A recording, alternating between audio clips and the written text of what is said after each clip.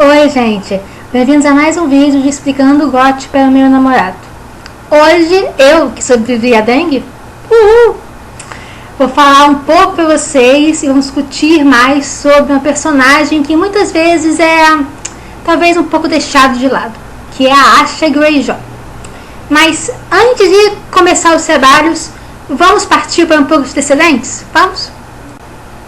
Então, a Asha, ela é filha do falecido rei Balon Greyjoy com a sua esposa, Alanis Harlaw.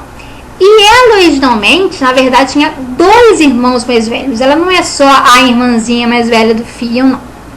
Mas o que aconteceu com esses irmãos mais velhos?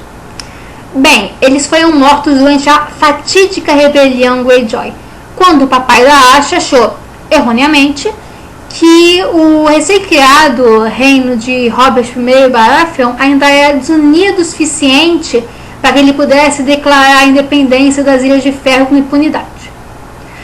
Enfim, essa decisão custou a ele a vida dos 2 filhos mais velhos. O Roderick, ele foi morto pelo Jason Lannister durante o combate, e o Meryn, ele faleceu depois que literalmente uma parede caiu em cima dele, deixando Balon só com um herdeiro homem, o Theon.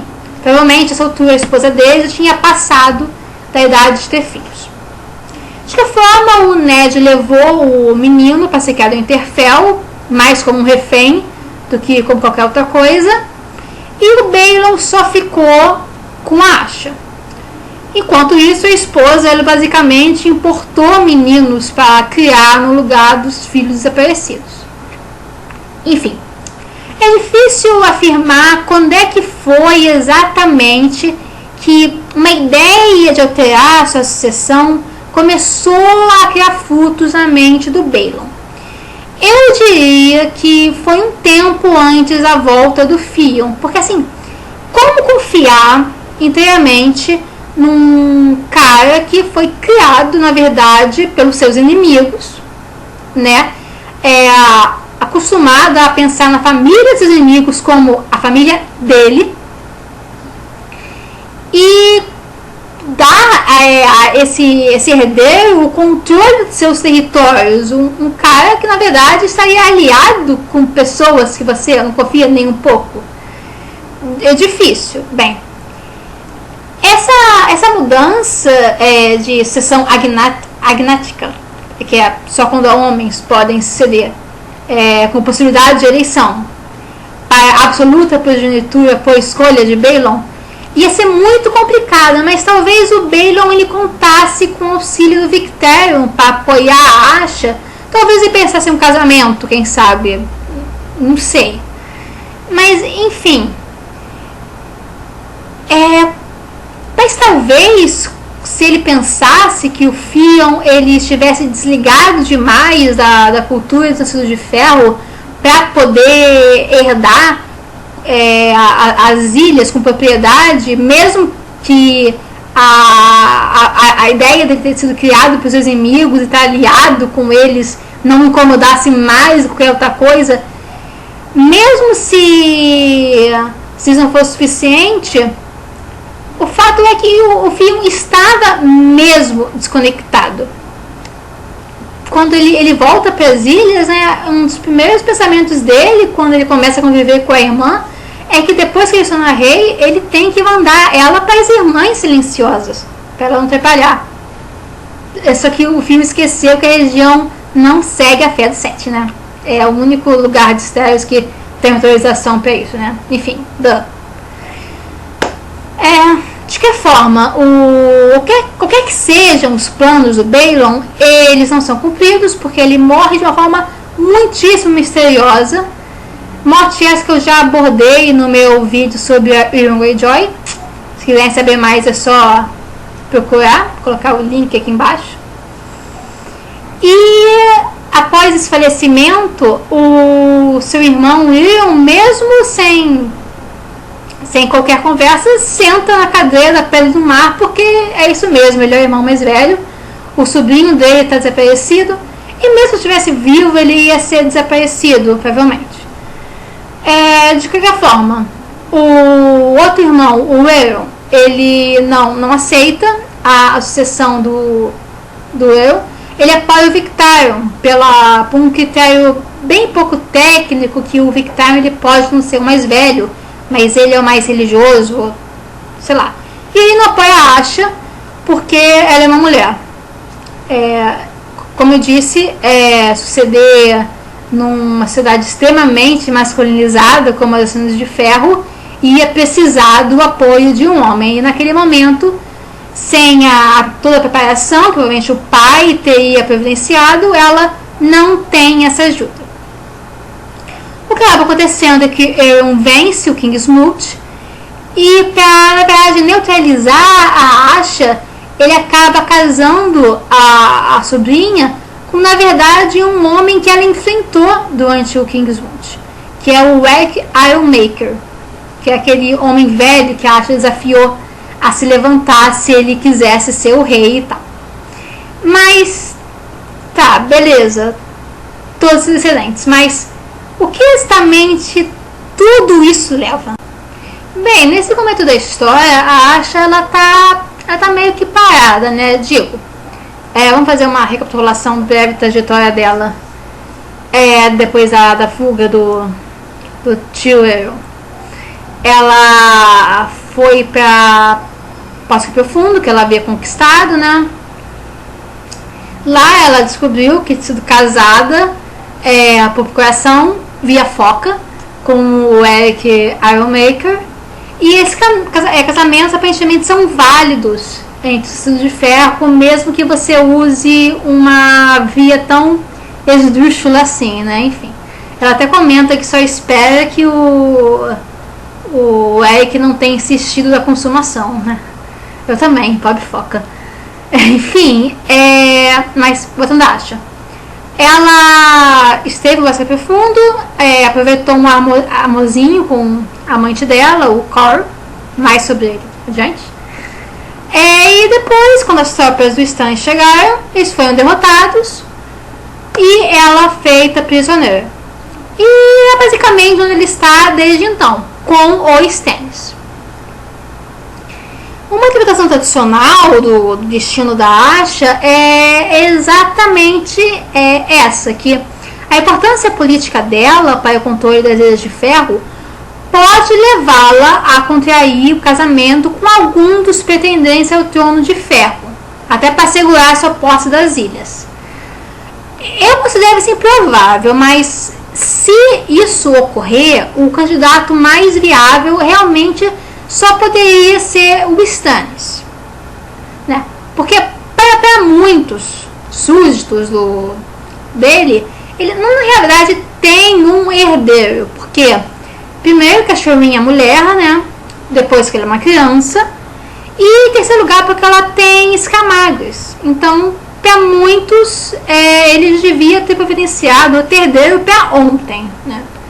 E se ele quisesse isso, a Cílicia ela podia ser facilmente afastada, e um casamento com uma princesa das Ilhas de Ferro poderia ser facilmente providenciado. Então, nesse sentido, a Asha, na verdade, se o Stannis acabar ficando aqueles 5 minutinhos do Trono de Ferro, ela poderia ser a rainha de Stannis por 5 minutinhos, né? Mas o Stannis não parece muito interessado na Asha. Eu sei que ele fica meio desconfortável na presença da maioria das mulheres, mas na Asha em particular a coisa é realmente constrangedora. E de qualquer forma, o Stannis ele não está muito interessado assim no Trono de Ferro, assim, ainda é importante para ele, claro. Mas nesse momento da história, ele está meio que passando por uma crise de meia-idade e ele quer assumir de verdade seu papel de Azor Ahai, lutar pelo norte, lutar contra o perigo dos outros que se aproxima, né? E se essa crise for confirmada mesmo, as alianças com as ilhas não seriam nada de prioridade, né? Mas mesmo se não se confirmar, mesmo que o Stannis ele deixe pra lá essa crise de meia-idade Azor Ahai, mesmo assim as Ilhas de Ferro ainda não são uma prioridade política. Ele pegaria o Trono de Ferro, talvez fizesse o segundo casamento, até poderia ser, mas é para garantir a região do sul. Aí depois se voltaria para resolver o problema ao norte, as ilhas e o próprio território dominado pelos Bolton, né? Além disso, eu não creio que o Stannis ele ia se interessar muito em se casar com uma mulher que, na verdade, ela já foi engravidada por outro. Quer dizer, que? Sim, meninos e meninas, a Asha está grávida. Na verdade, ela está tão grávida quanto uma mulher pode estar. E, bem, provavelmente ela sabe disso. Mas vamos explicar essa confusão toda. Quer dizer, como ela pode ficar grávida? Ela não toma, sabe, providências para evitar isso?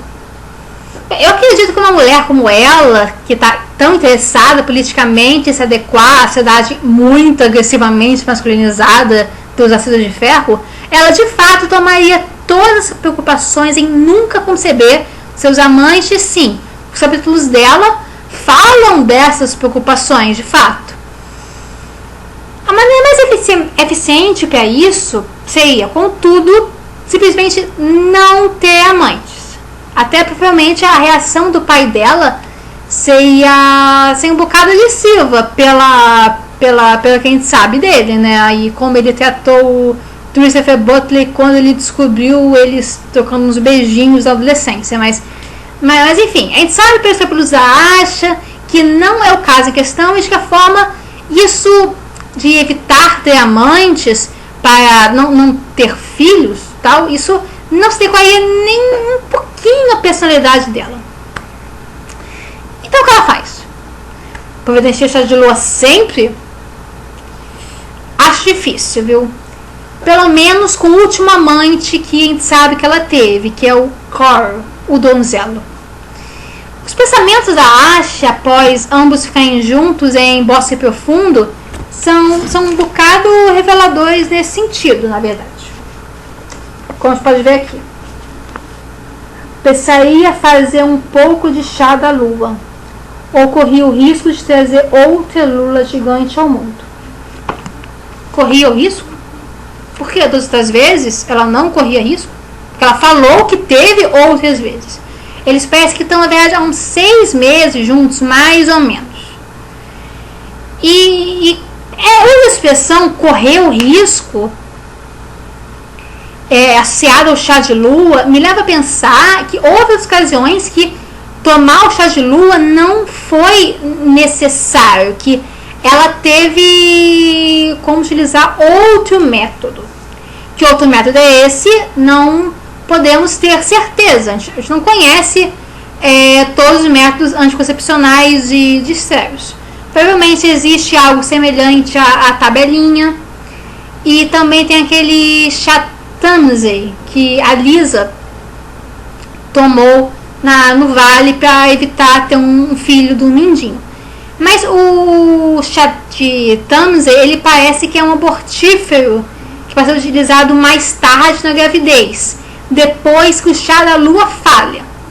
Nesse sentido, o chá da lua, ele parece que está muito mais para uma pílula do dia seguinte, ou mesmo como um anticoncepcional, para ser tomado antes da relação sexual. Mas parece que ele tem alguns efeitos colaterais, porque senão não existiriam filhos bastados, se ele pudesse ser tomado antes da relação sexual e a gravidez não ocorrer.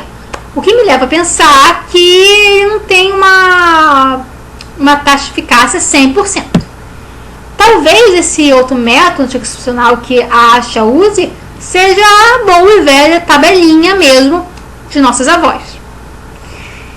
Enfim, acontece de forma que a Asha nunca tem a chance de tomar esse chá da lua, porque os Stannis atacam o castelo onde ela está e a captura, depois de uma brevíssima batalha. Depois de então, em 2 livros ela está sempre vigiada, ela nunca tem a chance de fazer o bendito chá. Como a própria Asha, ela parecia achar que existe chance de gravidez e não houve nenhuma medida adicional de contracepção que ela pudesse ter usado, as chances de uma lulinha gigante parecem realmente ser muito altas. E como eu disse, provavelmente a própria Asha sabe disso, né? Como a gente pode ver nesse diálogo com a Lisanne Mormont. Você começou cedo, bem cedo, mas é melhor assim do que esperar demais. Uma cutucada pra mim, Asha pensou, mas deixa estar. Deixa estar por quê? Você sabe que é deixe estar. Será que a Asha sabe que ela não é nadinha velha demais para ter? E ela sabe isso da melhor forma que ela pode saber, porque ela está grávida nesse momento? Tá, beleza. Asha está grávida. Legal, parabéns. Mas o que isso muda exatamente? A gravidez da Asha muda tudo, basicamente. Quer dizer, pelo menos em termos de seção das Ilhas de Ferro. E muda em mais de um sentido. Mas vamos jogar. Parece bem claro a essa altura que algo aconteceu com o Theon nas masmorras dos Bolton. E ele não pode mais continuar a linha Greyjoy. Quer dizer, as pistas que ele já teve um filho com a filha do capitão do navio que levou ele para as Ilhas de Ferro são fracas demais para serem consideradas, eu acho. Quer dizer, olha só no que se baseia essa teoria. É uma linha de Vestindo os Corvos. Uma jovem mãe subiu atrás do velho com um bebê, não muito mais velho do que o de Coiva, guinchando em seus braços. É isso. Não, isso é a certeza do fio que engravidou a mulher. Ah, não. Desculpa, isso não é certeza nenhuma pra mim.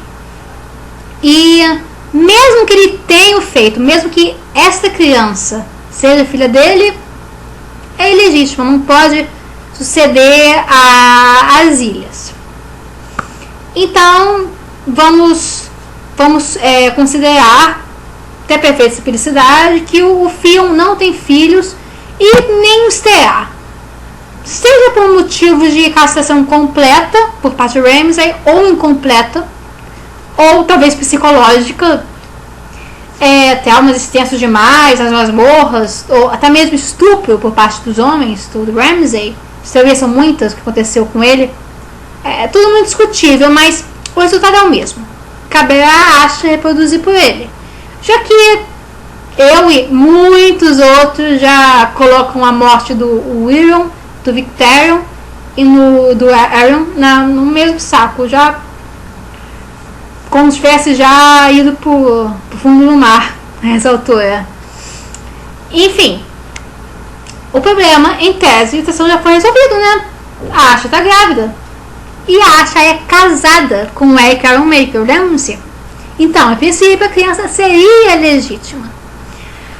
Provavelmente o Eric não ia discutir a paternidade depois de uma conversa, ou não vai viver o suficiente para ter essa ideia de qualquer forma. Enfim, parece que eventualmente o Theon ele vai ascender a cadeia de Pedra do Mar e será para uma segunda Assembleia de Homens Livres. Por que eu falo isso? Porque o tio dele fala isso pra gente, na verdade. Não teremos nenhum rei que não saia da Assembleia de Homens Livres. Nenhum homem sem Deus pode sentar-se na cadeira de Pedra do Mar. Bem, sabe uma coisa interessante? Que o nome Theon vem do grego Theos. Fala assim, Theos, que significa exatamente Deus. Então, quando o Aaron fala que nenhum homem sem Deus pode sentar-se na cadeira de Pedra do Mar, ele na verdade está falando que só o Theon pode fazer isso. Então, tá dito, é isso que acontecerá. Mas como isso vai ocorrer exatamente é meio difícil definir. Quer dizer, o Theon e a Asha, eles são grandes perdedores para os padrões dos nascidos de ferro. Quer dizer, até a Asha reconhece isso.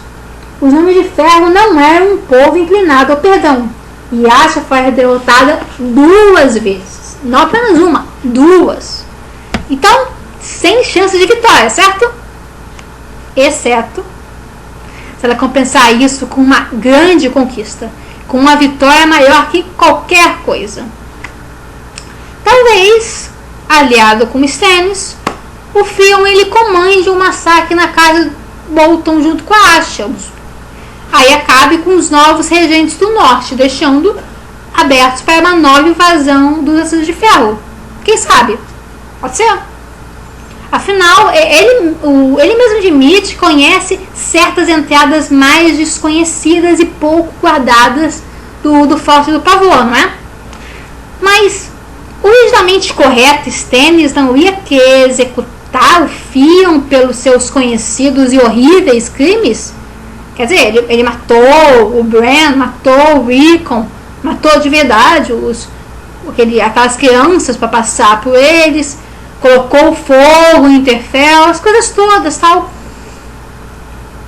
Mas se o Stannis considerar que um pequeno atraso na execução desse homem que merece morrer para diversos padrões de justiça e mistérios, se ele considerar que um pequeno atraso na execução do Theon é compensador para ele, Stannis, o Theon é de qualquer forma, mas esperando apenas um pouco, se esse atraso for compensador para ele, Stannis, por que não?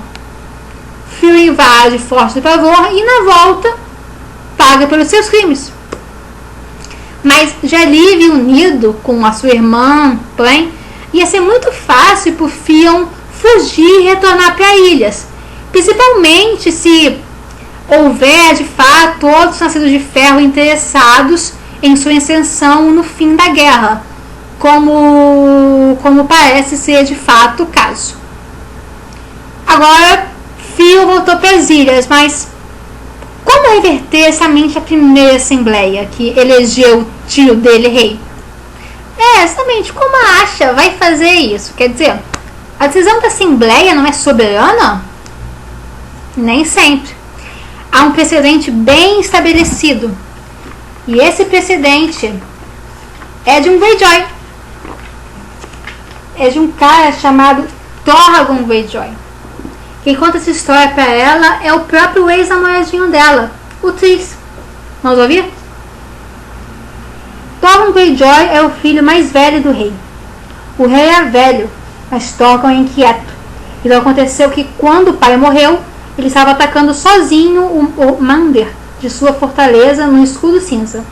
Os irmãos não avisaram e, em vez disso, convocaram rapidamente uma assembleia de homens livres, imaginando que um deles seria escolhido para usar a coroa feita de madeira trazida pelo mar. Mas os capitães e os reis escolheram o Hagan Goodbrother. A primeira coisa que o novo rei fez foi ordenar que todos os filhos do antigo rei fossem condenados à morte. E assim aconteceu. Depois disso, os homens o chamaram de Irmão Mau, embora na verdade não fosse parente de nenhum dos mortos. Ele governou por quase 2 anos. Asha se lembrava agora. Torgon voltou para casa e disse que a Assembleia de Homens Livres era ilegal, já que ele não estiver presente para fazer sua reivindicação. Irmão Mau já provou ser tão mesquinho quanto cruel e tinha poucos amigos nas ilhas. Os sacerdotes o denunciaram, os senhores se levantaram contra ele e seus próprios capitães o fizeram em pedaços. Torgon, o atrasado, tornou-se rei e governou por 40 anos. Olha, se isso não é precedente, eu não sei o que é. Ele não pode ser deposto pelo costume. As instruções estão todas na história do Trys, né? Mesmo que ele estivesse longe daquela altura, mas acho que isso não acontecerá. Eu acho que o que aconteceria seria uma repetição da cena desse rei da Era dos Heróis, para nossa satisfação. Mas enfim, uma vez rei, Theon pode adotar o filho da irmã e nomeá-lo seu herdeiro. Inevitavelmente, a Asha conseguiria partilhar o governo com o irmão. Afinal, a mãe do herdeiro tem muito poder, não é? E ela acabaria sendo a verdadeira mão forte do governo. Assim, vai jogar com as regras sociais que a prejudicaram, mas para o seu próprio benefício, e conseguiu com Theon o que ela não conseguiu com Victarion. Quer dizer, pelo menos a curto prazo. Vejam, se a pessoa ela for um pouco mais normal, acho que o vídeo acaba aqui pra ela, porque é o que provavelmente vai acontecer mesmo, mas existe uma pequena teoria da conspiração que eu não posso deixar de mencionar para vocês agora, para as pessoas que gostam de ir mais fundo no buraco do coelho. O pai do bebê da Asha é conhecido, como eu já mencionei anteriormente, como Cor, o donzelo. E ele tem esse adorável apelido exatamente por ter um rosto suave, imberbe. É muito difícil para ele crescer barba, de fato. De cabelos loiros e um corpo mais esguio, ele é neto de um Thrall. E o que diabos é um Thrall? Bem, os Thrall, eles são os tradicionais servos capturados em batalha do Exército de Ferro. Eles estiveram em toda Estéreos, mas agora eles são apenas legais nas Ilhas de Ferro mesmo. Que tipo de sangue corre pelas veias de Cor, o donzelo? Se é possível que o Cor, na verdade, seja descendente de uma semente de dragão que foi deixada por um Targaryen nas ilhas em algum momento, sem dúvida há oportunidade para isso em diversos momentos históricos. E se isso for verdade, a profecia aparentemente perseguida por Euron no que se refere a Daenerys acabou se cumprindo mesmo no final, contrariando todas as expectativas, não é? Quando a lula gigante casa com o dragão irmão, que o mundo se acautele. A própria Asha fala que ela se casou com um homem, mas consumou o matrimônio com outro, com Cor, o donzelo, que teria sangue valeriano nas veias. Será que mesmo apenas o bebê, um filho da lula gigante e do dragão ilegítimo, pode fazer Estários tremer? O que vocês acham? Então é isso, gente. Meus agradecimentos à Ascano França por ter me indicado esse novo software de edição. As tosqueiras são por responsabilidade minha. Vocês sabem que é o melhor devagar nesse campo, né, gente? Tenham paciência. No próximo vídeo, quem sabe eu posso apresentar imagens para vocês. Vamos ver. Também obrigado ao grupo de discussão de Facebook da North Members, sem o qual eu nunca poderia ter tido essas ideias sobre a Asha. Vocês ajudaram muito, obrigada. E, como sempre, deixem aqui vários comentários sobre a Asha, o que vocês acham que vai acontecer com ela, e comentários sobre ideias para próximos vídeos. Sempre estou precisando. Se gostaram do vídeo, curtam, se quiserem, compartilhem, e se inscrevam aqui embaixo se quiserem mais vídeos como esse. Ok, gente? Beijinho. Cuidado com a dengue.